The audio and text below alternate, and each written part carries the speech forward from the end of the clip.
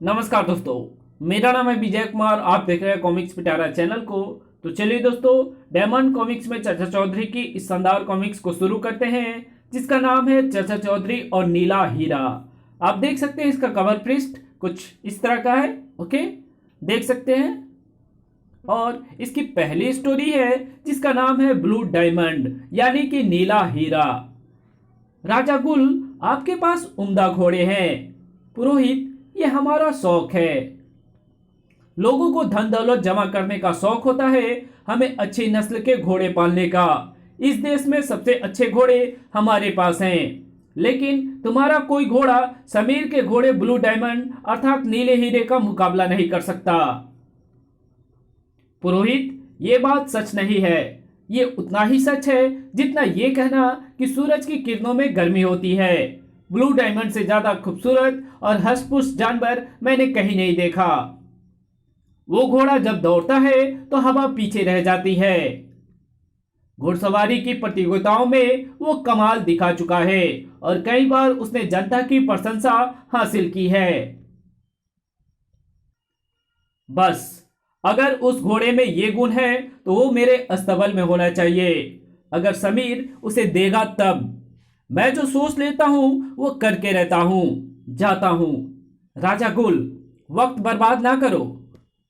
लड़के, क्या उस घोड़े का नाम ब्लू डायमंड है? हाँ राजा साहब, वो तुम मुझे बेच दो। नहीं जनाब, वो मेरे भाई की तरह है। भाई को कौन बेचता है? ये लो खाली चेक। कोई भी ऐसी रकम जो तुमने सुनी हो इस पर लिख दो। ब्लू डायमंड मुझे दे दो। अब भी मेरा जवाब वही है जो पहले था। धाएं, मैं तुम्हें एक दिन देता हूं। कल सवेरे मैं फिर आऊंगा। या तो मैं ये घोड़ा ले जाऊंगा या इसे गोली मार दूंगा। बाबा, राजा गुल मेरा घोड़ा लेना चाहता है, नहीं तो वो उसे मार देगा। गुल हठी आदमी है, उसे घोड़ा दे दो। कम से कम जानवर जिंदा तो रहेगा। मगर मैं ब्लू डायमंड के बगैर जिंदा नहीं रह सकता। क्या कोई मेरे घोड़ों को नहीं बचा सकता? सिर्फ एक आदमी, चाचा चौधरी। मैं उसके पास जाता हूं। चाचा जी, राजा गुल जबरदस्ती मेरा ब्लू डायमंड लेना चाहता है। मैं राजा की गर्दन तोड़ दूंगा। साबू, शांत हो जाओ। गुल अपनी चाल से खुद ही चित होगा। नौजवान, संयोगवश मेरा घोड़ा तुम्हारे ब्लू डायमंड से मिलता जुलता है। इसे साबू ने जंगल से पकड़ा है। तुम इसे राजा गुल को दे दो, उसे पता नहीं चलेगा। क्या फिर वो मेरा घोड़ा नहीं मांगेगा? उसके बाद राजा गुल किसी घोड़े के करीब नहीं जाएगा।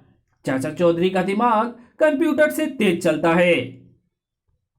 अर्र, मेरा घोड़ा गुस्सैल है, बिगड़ जाता है, किसी को अपनी पीठ पर सवार नहीं होने देता।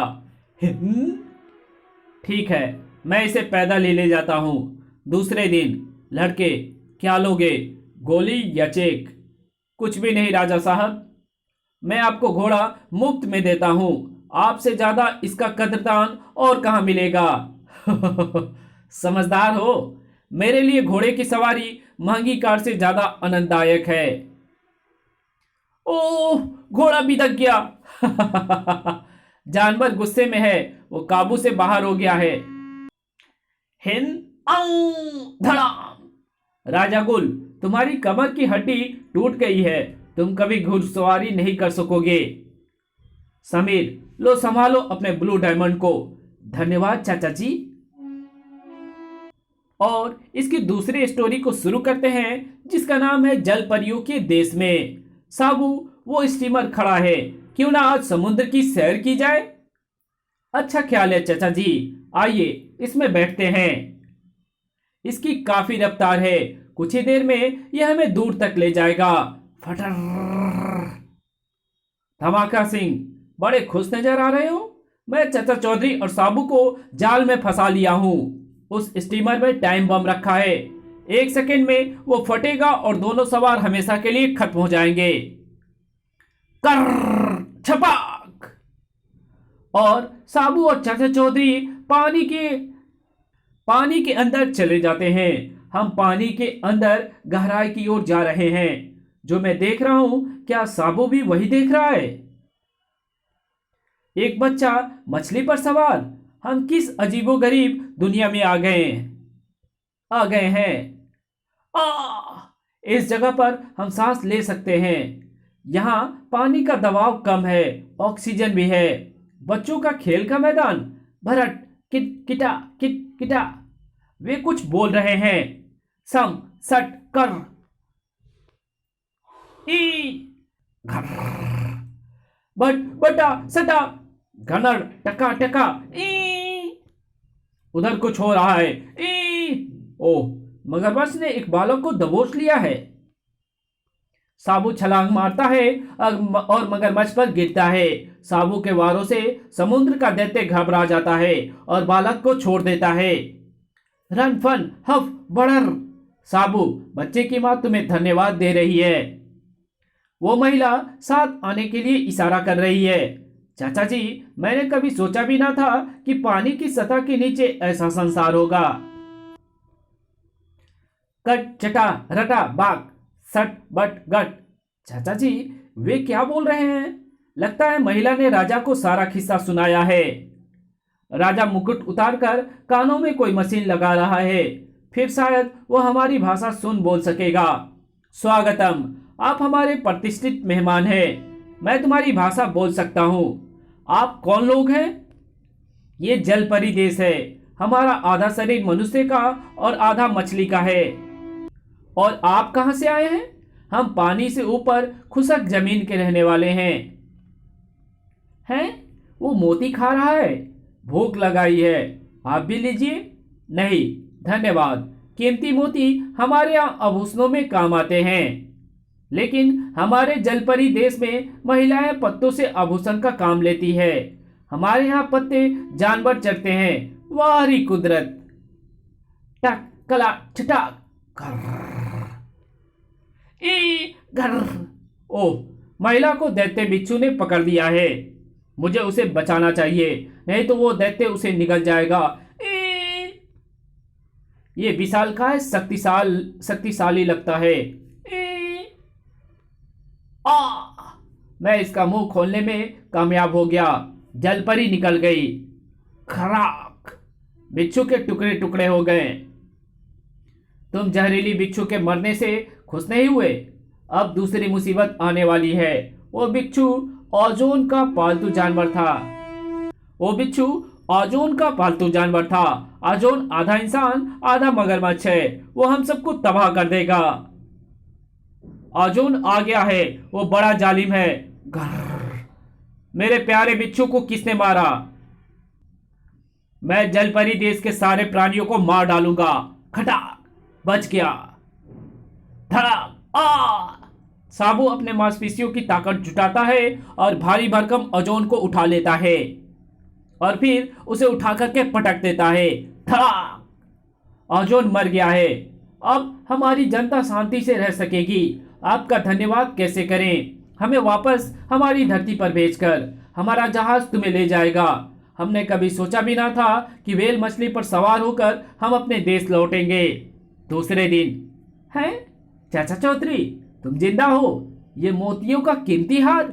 ये मोती जलपरी देश के राजा ने दिए हैं। तो चलिए अब चाचा चौधरी की अगली स्टोरी को शुरू करते हैं, जिसका नाम है ऑपरेशन कैपिटल। शहर से दूर वीरान जगह पर एक पुराना मकान। भारत की सिक्योरिटी फोर्सेस के साथ लड़ते हुए हमारे 4 साथी हलाक हो गए हैं। 3 पकड़े गए। Very good. विदेशी मुल्क हमारे परिवार का पालन पोषण करता है, लाखों रुपए हथियारों और ट्रेनिंगों पर खर्चा करता है। क्या इसलिए कि हम फेल हो जाएं? हमें राजधानी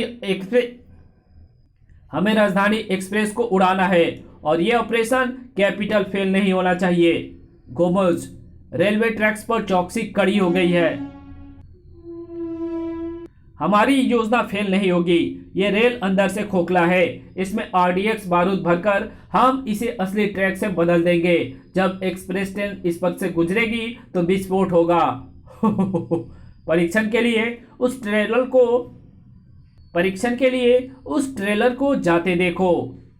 दूसरे क्षण कड़ाम, वाह, ऑपरेशन कैपिटल जिंदाबाद।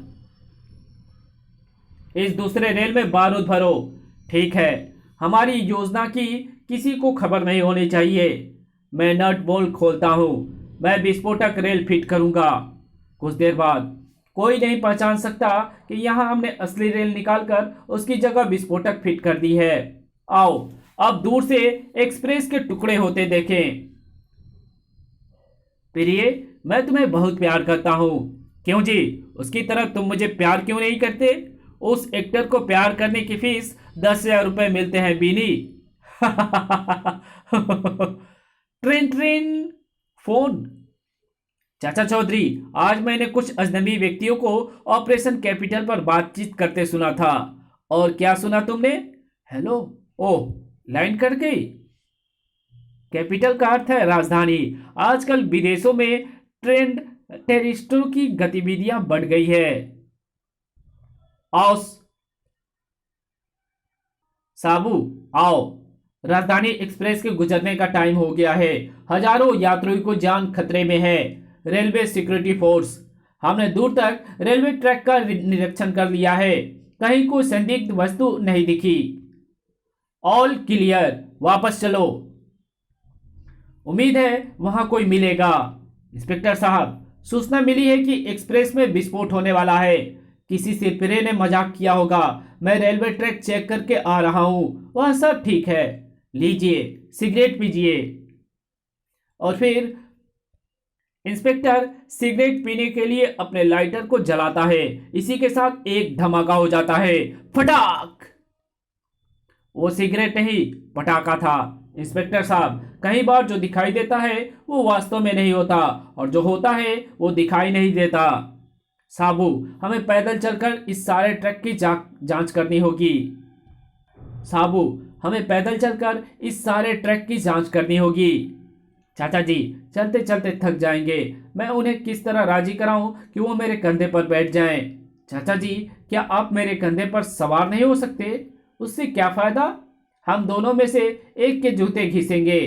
तुम चालाक हो। अब कम वक्त में ज्यादा रास्ता तय करेंगे। साबू, रुको। ये रेल का टुकड़ा अभी अभी लगाया गया है। कैसे? सिर्फ इस टुकड़े पर जंग लगा है। बाकी सारा रेल ट्रैक चिकना है, क्योंकि बार बार ट्रेन गुजरने से उस पर जंग नहीं लग पाता। चाचा चौधरी का दिमाग कंप्यूटर से तेज चलता है। वहां झाड़ी में यहां से निकाला गया टुकड़ा और टूल पड़े हैं। गजब हो गया। दो आदमी हमारी रेल उखाड़कर असली लगाने की कोशिश कर रहे हैं। हमारा प्लान फेल नहीं होना चाहिए। ताक बान, उन दोनों को रुखसत करो। राजधानी एक्सप्रेस आ रही है। हुक हुक हुक, रट रट रट। यह पत्थर ढाल का काम करेगा। बम! कड़ाक! ओह! मैंने नया रेल का टुकड़ा हटा दिया है। अब उसकी जगह असली फिट करना है। मुझे जल्दी नट कसने होंगे। ओह, आखिरी नट कसना बाकी रह गया है और जल्दी करनी चाहिए। Hook hook hook. गाड़ी बिना किसी दुर्घटना के सही सलामत गुजर गई। उसने हमारे काम में रुकावट डाली। उसे कबाब कर दो। रट रट रट। ओह, गोलियों की बौछार। लो, मेरे दाएं हाथ का स्वाद चखो। धड़ाड़! इसे खत्म कर दो। ओह, ये क्या? गिरगिटो! पुलिस आ गई। चलो। और चाचा चौधरी की चलिए अगली स्टोरी को शुरू करते हैं, जिसका नाम है चाची का कमाल। एक दिन साबू ने पूछा, चाचा जी, बड़े बड़े अक्ल के धनी आपसे मात खा चुके हैं। क्या ऐसा भी कोई मिला जिसने आपको भी झुका दिया हो? हाँ है, वो है तेरी चाची। उसके आगे मेरी एक नहीं चलती। चाचा जी, आप एक औरत से डरते हैं? अरे टींगो मास्टर, तू नहीं जानता उसे। मैं तुम्हें एक वाकया सुनाता हूँ। एक बार मैं तुम्हारी चाची से बहस करने की मूर्खता कर बैठा। अरे भगवान, तू नहीं जानती, दुनिया के बड़े बड़े तिस्मार खां भी मेरी अक्ल का सिक्का मान चुके हैं। माना होगा तुम्हारा वास्ता कभी किसी औरत से नहीं पड़ा है, नहीं तो तुम्हारे छक्के छुड़ा देती। तुम भी तो औरत हो, देखता हूं तुम क्या कर लेती हो। देखो, मुझे चुनौती मत देना, नहीं तो। अरे जाओ, तुम जैसी बहुत देखी है। ठीक है, और हाँ, मैं जरा बाहर जा रहा हूँ। पीछे से अगर मेरा जुड़वा भाई गांव से आए तो उसकी खूब खातिरदारी करना। इस तरह मैं बाहर चला गया। मेरे पीछे से मेरा भाई घर आया। कहो भाभी, क्या हाल है? भैया कहाँ है? वो बाहर गए हैं। और अच्छा ही है वे घर पर नहीं है, वरना तुम्हारी जान चली जाती। क्यों? तुम्हारा भाई तुमसे सख्त नाराज है। वो तुम्हें देखते ही मार डालेगा। देख लो, ये बंदूक उसने इसलिए ला कर रखी है। बाप रे, भागो! उस कमबख्त का निशाना भी अचूक है। थोड़ी देर बाद मैं घर वापस आया। कहो भगवान, मेरा भाई आया। आया क्या? आया था, मगर नाराज होकर उसी समय लौट गया। क्यों? उसकी नजर तुम्हारी बंदूक पर पड़ गई। कहने लगा ये मुझे दे दो, तो मैंने कहा ये उनको बहुत प्रिय है, कैसे दे दूं? वो रूठ कर चला गया। अरे भगवान, ये तूने क्या किया? भाई के इस बंदूक की क्या भाई के इस बंदूक की क्या कीमत है? मैं अभी जाकर वो बंदूक देता हूँ। वो ज्यादा दूर नहीं गया होगा। भैया, ठहरो! अरे, भाभी ने ठीक कहा था, वो सचमुच बंदूक लिए मुझे मारने आ रहा है। और तेज भागो! अरे, भाई तो मुझे देखते ही भाग गया। घर वापस चलें, उसे फिर कभी मना लेंगे। मैं घर आया तो पत्नी ने सही बात बताई कि मुझे मजा चखाने और मात देने के लिए उसने मेरे साथ ये मजाक किया था। कहो, कैसी रही? मान गया तुझे भगवान। मजा आ गया चाचा जी। तो चलिए चाचा चौधरी की दूसरी स्टोरी को शुरू करते हैं, जिसका नाम है खोपड़ियों का बादशाह। इंसान की खोपड़ी अपने गले में लटकाए ये कौन आ रहा है? खोपड़ियों का बादशाह जिंदाबाद! ये दुनिया में सबसे तेज दौड़ने वाला आदमी है और हर किसी को दौड़ने के लिए चैलेंज करता है। जो भी उसके साथ मुकाबला करता है, हारने पर अपनी खोपड़ी देनी पड़ती है। यही शर्त है। अब तक ये 25 युवकों की खोपड़ियां जमा कर चुका है। बंद करो ये जालिम खेल। तुम मेरा चैलेंज कबूल क्यों नहीं कर लेते? मुझे हराकर मेरी खोपड़ी काट लो, ये खेल अपने आप बंद हो जाएगा। मंजूर है? तो ठीक है, कल सुबह 5 बजे यहाँ से 20 मील दूर रामपुर गांव तक दौड़ होगी। जो रामपुर पहले पहुंचे, जीत उसी की। इस खोपड़ी को मैं पगड़ी समेत गले में डाल दूंगा। अरे चाचा जी, ये क्या कर दिया आपने? अगर आप हार गए तो सारे बच्चे चाचा किसे कहेंगे? कुछ भी हो दीपू, मुझसे निर्दोष नौजवानों की मौत नहीं देखी जाती। उसी रात घड़ी में 4:45 का अलार्म लगा कर रख दूं। सुबह रेस होनी है। जब वो सो जाएगा तो मैं अलार्म का समय बदल दूंगा। खिड़की से बाहर खोपड़ियों का बादशाह ये सब देख लेता है। उसने सुबह 4:45 का अलार्म लगाया। मैं इसे 6 बजे का कर देता हूँ।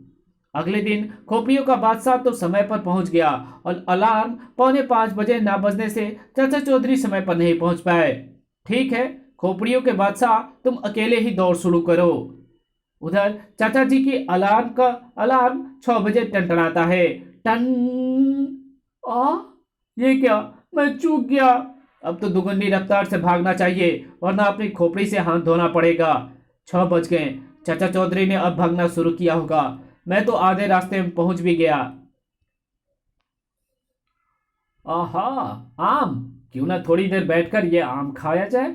वाह, आम तो बड़े मीठे और रसदार हैं। आमों से पेट भर जाने के कारण उसे थोड़ी सुस्ती भी आ गई। थोड़ा आराम कर लूं। अभी तो 6:10 ही हुए हैं। और वो ऊँगता ऊँगता ही सो गया। जब उसकी नींद खुली, है 6:10! कहीं ये घड़ी खड़ी खड़ी तो नहीं हो गई है? वो हताशा होकर दौड़ना शुरू करता है। अरे भाई साइकिल वाले, जरा टाइम बताना। 10:30! मारे गए, आज तो मैं अपनी खोपड़ी गवा बैठा। जब वो रामपुर पहुंचा तो चाचा चौधरी समेत सभी वहां मौजूद थे। चाचा चौधरी, मैं हार गया। लो, मेरी खोपड़ी काट लो। जा, तुझे माफ किया, लेकिन अब से ये जालिम खेल बंद कर दे। तो चलिए चाचा चौधरी की अगली स्टोरी को शुरू करते हैं, जिसका नाम है हल्का फुल्का। बाका, एक राहगीर आ रहा है, हम उसे हल्का कर देंगे। हल्के हो जाओ? क्या मतलब? मतलब कि जो कुछ तुम्हारी जेब में है वो हमारे हवाले कर दो। सारे पैसे ले लो, मगर मेरी जान छोड़ दो। ये कमाई का आसान तरीका है। कुछ देर बाद एक और शिकार। मैडम, हल्की हो जाओ, मगर मेरे पास एक पैसा भी नहीं है। ये भी तुम्हारे ऊपर बोझ है। तभी सामने से चाचा चौधरी दिखाई पड़ता है। जल्दी से हल्के हो जाओ, क्यों मजाक करते हो? मैं तो पहले से दुबला पतला हूं। गोली मार दूंगा, पैसा निकालो। रट। और चाचा चौधरी का कुत्ता रॉकेट उन पर झपट पड़ता है। भागो। चीफ रोला गोला, आज कितने को हल्का किया? उस्ताद, हमने काफी लोगों को लूटा, मगर एक कुत्ते ने हमारी मेहनत पर पानी फेर दिया। उस कुत्ते का मरना जरूरी है। मुझे वो कुत्ता दिखाओ। वो रहा। काले धब्बों को काले धब्बे वालों को मैं भूल नहीं सकता। अब इसे मरना होगा। उस बेईमान को क्यों मारना चाहते हो? रोला गोला के मामले में टांग अड़ाता है। क्यों ना पहले तुझे शमशान भेजा जाए। छाए ठाए। ये कैसा रहा? धड़ाक धड़ाक। ये तुम्हारे लिए फटाक। अब तुम्हें कोई परेशान नहीं करेगा। इसी के साथ चाचा चौधरी की ये कहानी यही खत्म होती है। तो मिलेंगे आपसे एक और नई कॉमिक्स में, तब तक के लिए बाय। अगर वीडियो अच्छी लगी तो इस वीडियो को लाइक कर देना, चैनल पे नए तो चैनल को सब्सक्राइब जरूर कर देना, और जहां इस वीडियो की जरूरत हो वहां इसको शेयर जरूर कर देना। Thanks for watching my videos.